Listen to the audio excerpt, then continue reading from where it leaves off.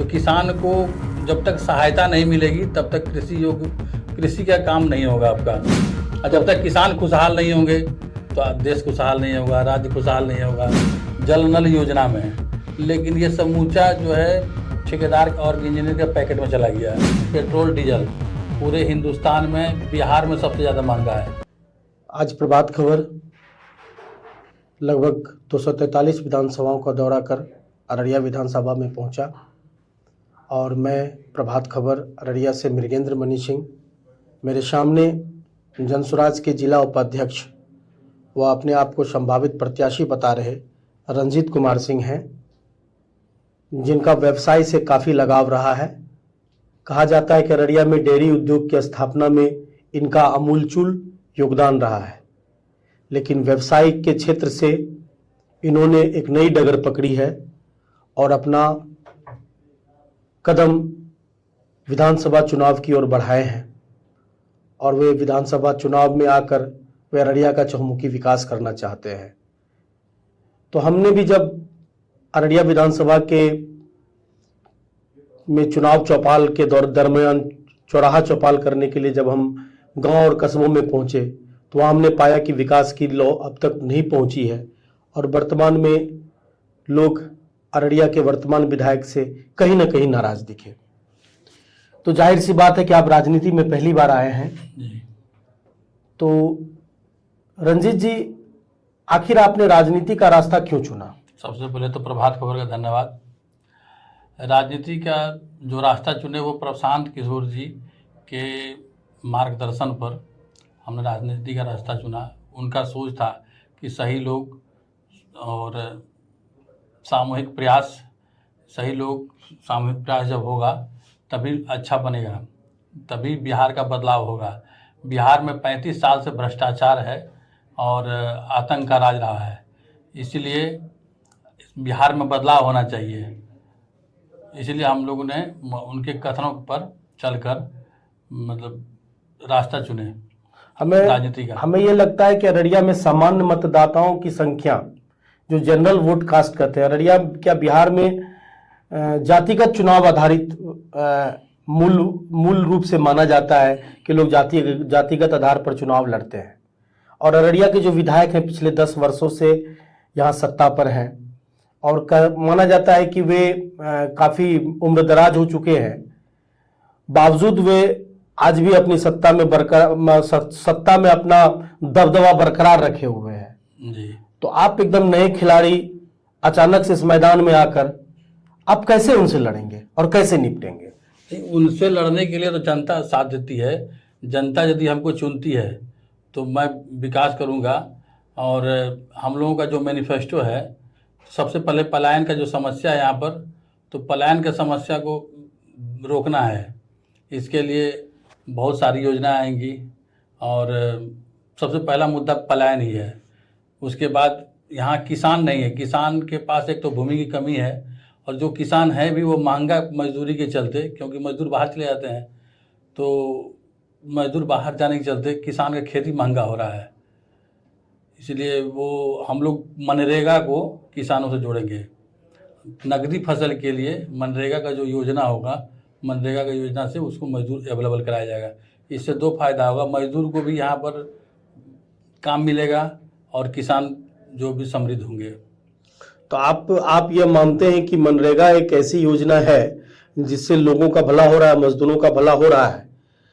नहीं, अभी नहीं हो रहा। अभी जो जितने भी मनरेगा से योजना से काम हो रहा है सब मशीन से हो रहा है। मजदूर को यदि उसमें काम मिलता, मजदूर काम करता तो मजदूर पलायन नहीं होता। केंद्र सरकार की ये योजना है मनरेगा और वहाँ से पैसा आता भी है, लेकिन यहाँ जो है वो मशीन से काम हो करके मजदूरों को कोई फ़ायदा नहीं होता है।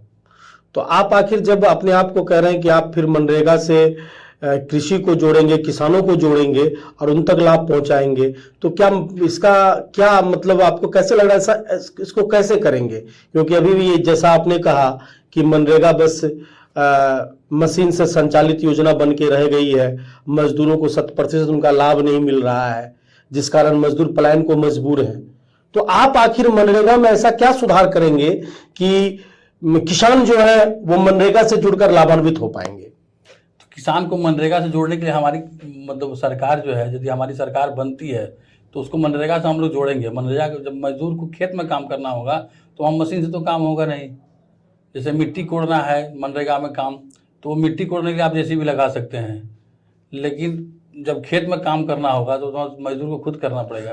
तो मतलब कि आपका ये मानना है कि खेतों में जैसे धान की रोपाई हो या जूट की कटाई हो या फिर गेहूं की बुआई हो, इन सब फसलों के उत्पादन से लेकर मतलब उपज से लेकर उत्पादन तक आप किसानों को रोजगार देने के लिए मनरेगा का इस्तेमाल करेंगे? नहीं, हम लोग नगदी फसल में देंगे, ये धान गेहूं और पाट की खेती में नहीं। कैसे, किन नगदी फसलों में आप देंगे? फसलों में जैसे मसाला की खेती हो गया, लहसुन, जिसमें जब मजदूर ज़्यादा लगता हो। इसमें धान के खेत में मजदूर ज़्यादा नहीं लगता है जी जी, धान के खेत में और मकई। मतलब आप अपने विधानसभा क्षेत्र में किसानों को नगदी फसलों के लिए प्रोत्साहित करेंगे? जी, उसी से उनका आर्थिक विकास होगा। आप क्या मानते हैं कि अररिया की कृषि योग्य भूमि में ऐसे कौन सब नगदी फसल उपजाए जा सकते हैं जिससे किसान यहाँ के समृद्ध हो सकते हैं? जैसे यहाँ पर लहसुन की खेती होगा, प्याज की खेती होगा, टमाटर की खेती होगा और सब्जी का खेती होगा। इसमें ज़्यादा मजदूर लगता है। मतलब कि आपका एक मानना है कि आप अररिया जैसे कृषि योग्य भूमि को उर्वरक बनाने के लिए, यहाँ के किसानों को समृद्ध करने के लिए आप कृषि क्षेत्र में आमूलचूल परिवर्तन लाने की सोच रख रहे हैं। तो किसान, यहाँ के किसान लगभग नगदी फसलों के बारे में या उनके उपज के बारे में या उत्पादन के बारे में बहुत अधिक जागरूक नहीं है जी। या यह भी माना जा सकता है कि किसान अगर फसल, आलू की फसल लगाते हैं, प्याज की फसल लगाते हैं या लहसुन की फसल लगाते हैं तो वे ओस, पाले या फिर बारिश की मार खाकर वे खराब हो जाते हैं। तो उनको किस प्रकार से तकनीकी रूप से आप दक्ष करेंगे, इसकी क्या व्यवस्था करेंगे कि वे तकनीकी रूप से इसमें दक्ष हों और वो तकनीकी खेती को बढ़ावा दें? अगर उनको नुकसान होता है तो इसकी भरपाई कैसे उनको की जाएगी? हम इस संबंध में आपका राय जानना चाहेंगे। जैसे नुकसान की भरपाई के लिए तो उसका इंश्योरेंस होता है, फसल इंश्योरेंस अब भी चलता है, लेकिन अभी जो चलता है वो सिर्फ लोन पर चलता है। लेकिन ये आम आदमी पर होना चाहिए, आम किसान पर होना चाहिए। उसके बाद किसानों का जो ऋण है उसको बीच बीच में माफ़ करना चाहिए, और बहुत ज़्यादा नहीं, लेकिन लाख रुपए का कम से कम उसको सहायता मिलना चाहिए। अभी मिल रहा है 6,000 रुपये का सहायता मिल रहा है हर महीने, ये हर साल हाँ, हर साल 3 बार मिलता है, साल में 2-2 हज़ार करके। तो जो कुछ नहीं है, ऊँट के मुँह में जीरा के बराबर है। तो किसान को जब तक सहायता नहीं मिलेगी तब तक कृषि का काम नहीं होगा आपका। और जब तक किसान खुशहाल नहीं होंगे तो देश खुशहाल नहीं होगा, राज्य खुशहाल नहीं होगा। उसके बाद किसान का एक दूसरा पहलू है, जैसे पशुधन, कि जो अनाज हम लोग खाते हैं और उसका अवशेष जो है पशु खाता है, लेकिन यहाँ पर उसका भी व्यवस्था नहीं है पशुओं के लिए। एक डेयरी का भी कुछ अच्छा विकास नहीं हुआ यहाँ पर। एक चिलिंग प्लांट लगा भी था आरएस में, तो वो भी बंद हो गया। मवेशी पर सरकार का कोई ध्यान नहीं है। मतलब आपका कहना है कि अगर आपकी सरकार बनती है तो आप किसानों के बारे में ज़्यादा सोचेंगे। सबसे पहले तो आप कृषि को मनरेगा से जोड़ेंगे। दूसरी बात आप यह भी कह रहे हैं कि किसानों का जो ऋण है वो कम से कम 1 लाख रुपये तक का ऋण माफ किया जाएगा। और आप पशुधन को बढ़ावा देने के लिए भी, डेयरी उद्योग को बढ़ावा देने के लिए भी आप जमीनी कार्य करेंगे। नहीं, हमने बोला कि माफ किया जाएगा नहीं, उसके लिए आवाज उठाया जाएगा। ये नहीं, मतलब आप अभी इस चीज को नहीं मान रहे हैं कि माफ किया जाना चाहिए, इस चीज को आप मान रहे हैं माफ किया जाएगा, इस बात पर आप नहीं दावा नहीं कर रहे हैं? दावा नहीं कर सकते हैं। ये तो सरकार जब बनेगी तो सरकार का जो पॉलिसी होगा उस पर हो रहा है। चलिए, हम आपसे कृषि क्षेत्र में आपसे मैंने बहुत कुछ जाना और आपने अररिया विधानसभा के कृषि के किसानों को लेकर आपने अपनी बेबाक राय दी।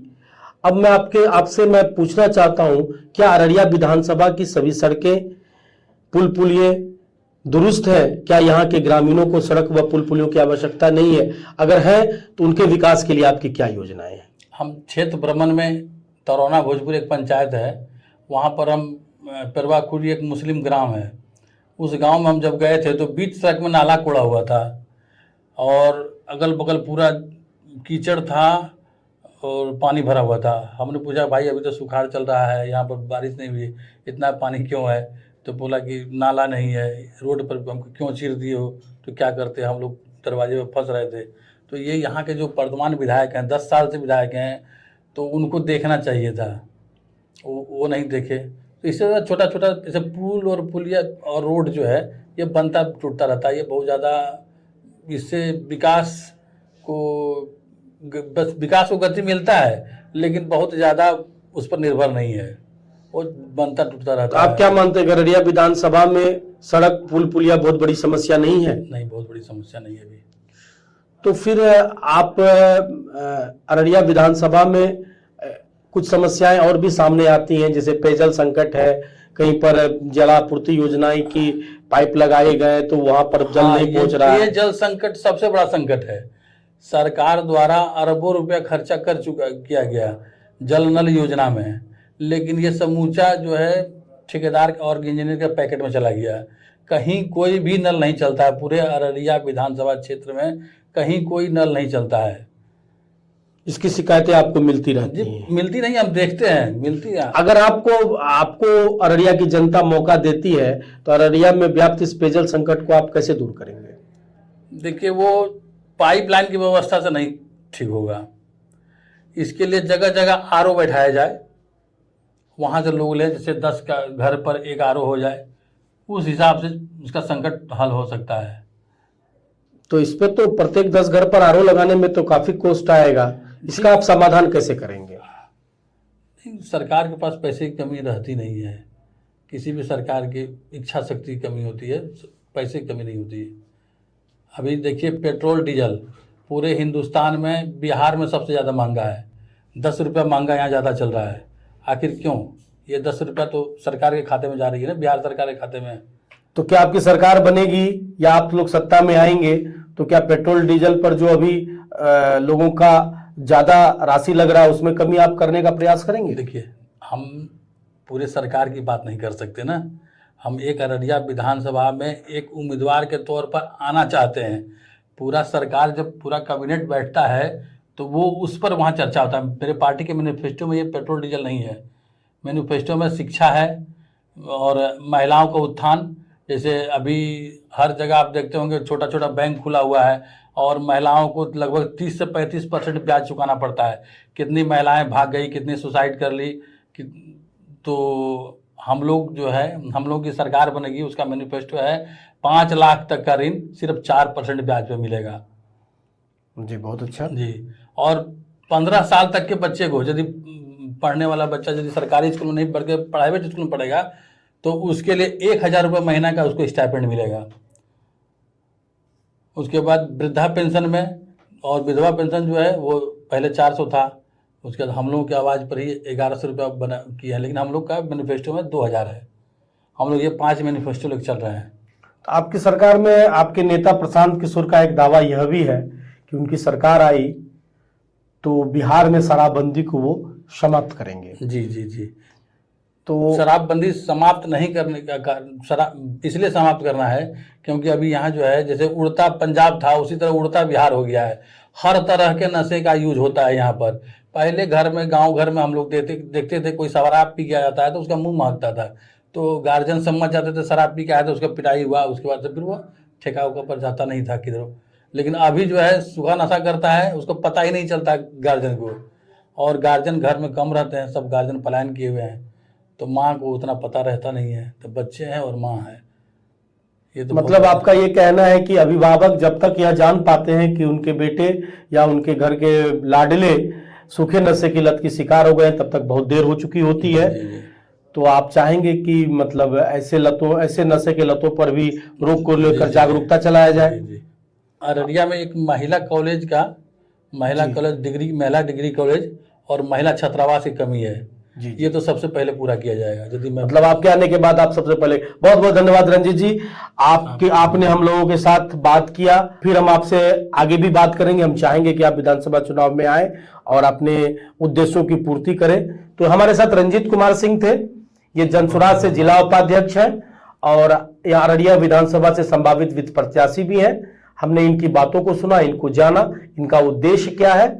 चलिए फिर हम आपसे मिलते हैं अगली वीडियो में। तब तक के लिए विदा चाहता हूं मैं मृगेंद्र, प्रभात खबर। प्रभात खबर .com, विश्वास वही, रफ्तार नहीं।